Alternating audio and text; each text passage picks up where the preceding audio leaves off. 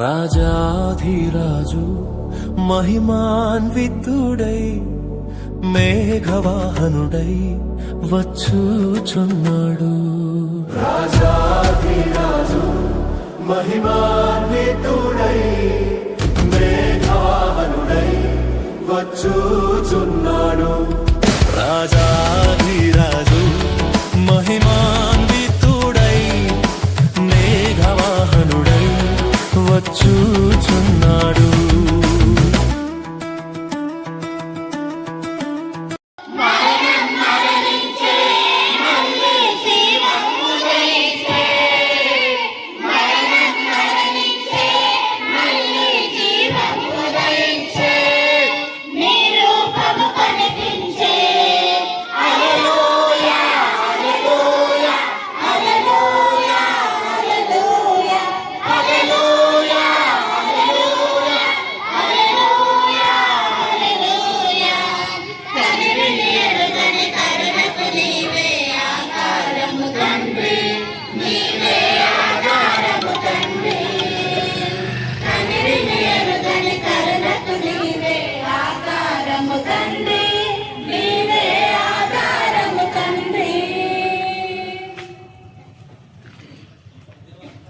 క్రీస్తునందు ప్రియమైన ఎల్లమ్ల గ్రామ ప్రజలకును, గ్రామ పెద్దలకును, గ్రామస్తులందరికీ ప్రభువైన యేసు క్రీస్తు పరిశుద్ధ నామమున ఈ ఉదయకాల శుభములు, ప్రత్యేకమైన వందనాలు గ్రామస్తులందరికీ, గ్రామ పెద్దలకు, గ్రామ సర్పంచ్ గారు, ఉప సర్పంచ్ గారు, వార్డు మెంబర్స్, అలాగే గ్రామంలో ఉన్న ప్రతి ఒక్కరికి ప్రభు అయిన యేసు క్రీస్తు పరిశుద్ధ నామమున ఎల్లమ్ల సెక్యులరీ తెలుగు బ్యాప్టిస్ట్ సంఘ పక్షమున మీ అందరికీ శుభములు, ప్రత్యేకమైన వందనాలు తెలియజేస్తున్నాను.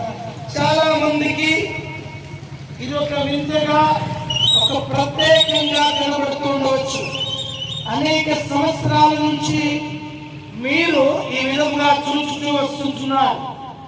కానీ 2026 సంవత్సరాల క్రితమే ఆ నజరేయుడైన యేసు క్రీస్తు ఈ భూలోకం మీద పాదము మోపి మానవులందరూ పాపంలో జీవిస్తున్నప్పుడు ఆ పాపపు కట్ల నుండి విడిపించాలని ఆ నజరేయుడైన యేసు క్రీస్తు ఈ భూలోకంలో జన్మించి సర్వమానవాళి పాపముల నిమిత్తమై మరణించి సమాధి చేయబడే మూడవ దినమున తిరిగి లేచి పరలోకానికి ఆరోహణమై ఉన్నాడు. మరణ ప్రభు రెండవ రాకడ ఆసన్నమై ఉంది. ప్రభు రెండవ రాకడ సమీపంలో ఉంది. ఎవరైతే తనను సొంత రక్షకునిగా అంగీకరిస్తారో వారికి రెండవ మరణం లేదు. ఈ మానవుడు, ఈ భూమి మీద పుట్టిన ప్రతి మానవుడు ఒక రోజు గిట్టక తప్పదు, మరణించక తప్పదు. కానీ ఈ శరీర మరణము కంటే ఆత్మ మరణం ఉంది, అది రెండవ మరణం. అది ఎవరికి కలగకుండా ఉండాలంటే ఆ రెండవ మరణము తప్పించుకున్నకే ప్రభు అయిన యేసు క్రీస్తుని సొంత రక్షకునిగా అంగీకరించాలి.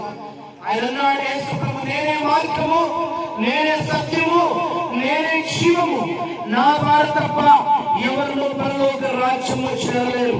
కాబట్టి యేసు ప్రభు చెప్తున్న మాట ఏంటంటే, పరలోకానికి మార్గము యేసయ్య, వైకుంఠానికి మార్గము యేసయ్య.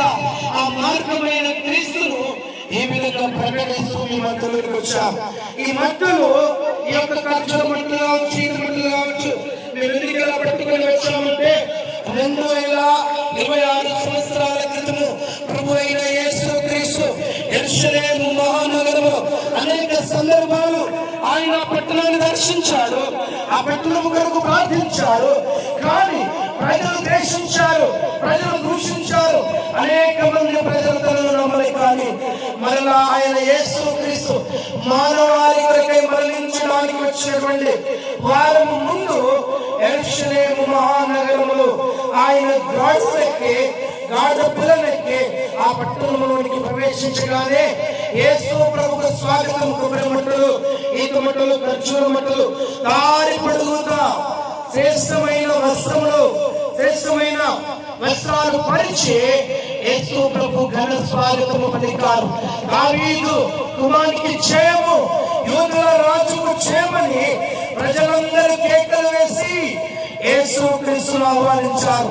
వారి హృదయంలోనికి, వారి యొక్క కుటుంబంలోనికి, వారి పట్టణంలోనికి ఆహ్వానించిన ఆ దినాన్ని పురస్కరించుకొని ఏ విధంగా మేము మీ మధ్యలోకి రక్షించున్నాం. కాబట్టి నా ప్రియమైన దేవుని బిడ్డలారా, నా ప్రియమైన దేవుని ప్రజలారా, గ్రామస్తులారా, ఇదే రక్షణ దినము, ఇదే అనుకూల సమయము ప్రభుని అంగీకరించుటకు. ఏ రోజైనా ఒకరోజు ఈ లోకాన్ని పెట్టవలసిందే, కానీ పరలోకం ఉంది. ఆ పట్టణము స్వతంత్రించుకోవాలంటే యేసు ప్రభుని తమ సొంత రక్షకునిగా అంగీకరించాలి. ఆ యేసు ప్రభుని అంగీకరించుటకు మీ హృదయాలను, మీ మనసులను ప్రభువుకు అర్పించండి. దేవుడు మిమ్మల్ని, మీ కుటుంబములను, గ్రామ ప్రజలను ప్రభు దీవించును గాక. ఆమేన్, ఆమేన్, ఆమేన్. రాజుల రాజు హోసన్నా, ప్రభువుల ప్రభువు హోసన్నా, ప్రభు పేరిట వచ్చే రాజు రాజుల రాజు హోసన్నా, ప్రభువుల ప్రభువు హోసన్నా, ప్రభు పేరిట వచ్చే రాజు యేసు క్రీస్తు అందరికీ ప్రభువు, యేసు క్రీస్తు అందరికీ ప్రభువు. చిన్న మాట ప్రార్థన చేసుకుందాం. కళ్ళు మూసుకున్నట్లయితే ఇదే కాలశ్రమను ప్రార్థిస్తూ యొక్క ర్యాలీ అందరము ఆ రోజు జరిగే గొప్ప కార్యాన్ని బట్టి ఈ ర్యాలీ జరుగుతున్నది. దేవుడు తన యొక్క మహిమార్గం కొరకు ఎన్నో అద్భుత కార్యములు చేసి తన యొక్క మహిమలో మనకు వాడుతున్నట్లు అందరము కళ్ళు మూసుకున్నట్లయితే ప్రార్థన చేసే కార్యక్రమం ప్రారంభిస్తున్నాం. కృపా సత్య సంపూర్ణ నీ ఘనమైన, నీ ఉన్నతమైన, నీ పరిశుద్ధమైన నామానికి స్తోత్రాలు చేస్తున్నాం.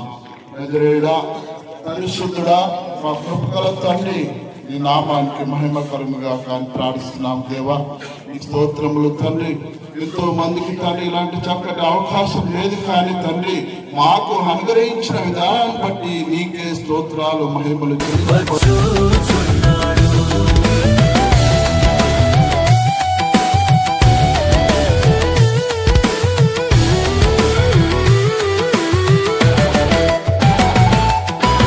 నిత్యానందము, నిత్య జీవము ప్రభు సముఖములో అనుభవించెదము. నిత్యానందము, నిత్య జీవము ప్రభు సముఖములో అనుభవించెదము. ప్రభు సముఖములో అనుభవించెదము. రాజాధిరాజు మహిమాన్వితుడై మేఘవాహనుడై వచ్చుచున్నాడు.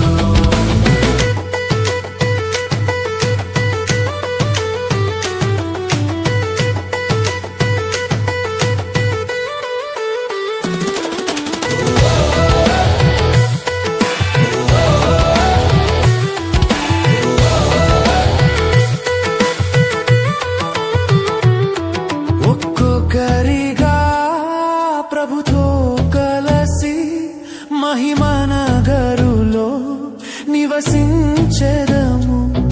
ఒక్కొక్కరిగా ప్రభుతో కలసి మహిమనగరులో నివసించెదము. మహిమనగరులో నివసించెదము. రాజాధిరాజు మహిమాన్వితుడై మేఘవాహనుడై వచ్చుచున్నాడు.